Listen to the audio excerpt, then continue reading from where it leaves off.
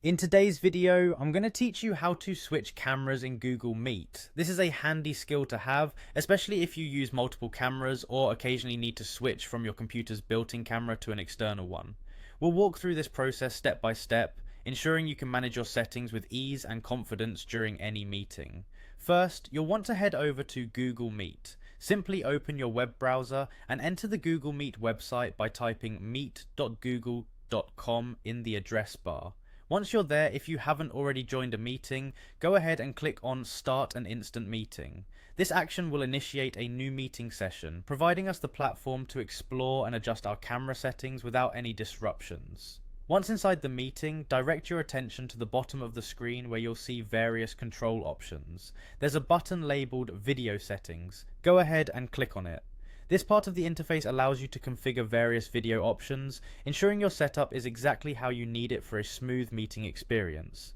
After clicking on Video Settings, look for the gear icon usually labeled Settings that appears. Click on this icon to open a more detailed configuration window.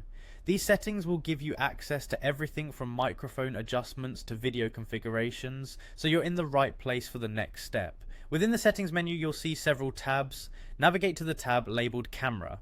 In this section, you'll see a drop-down menu with a list of available camera devices connected to your computer. This is where you can select the camera you wish to use.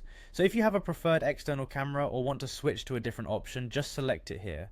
Once you've chosen your preferred camera, the preview will update to reflect your choice, allowing you to verify that the correct camera is active. That's it! You've successfully changed your camera in Google Meet. These steps are straightforward and should empower you to customize your video feed depending on your needs for each meeting. Should you ever want to switch cameras again in the future, simply repeat these steps. Remember to save or apply any changes if prompted to ensure your preferred camera remains active. This capability can greatly enhance your meeting experience, especially in professional settings where camera quality and angles can impact presentation effectiveness. Thank you for watching, and don't forget, with practice, managing your video settings will become second nature, allowing you to focus more on your meetings and less on technical details. I hope you found this guide helpful, and feel free to revisit this video anytime you need a quick refresher.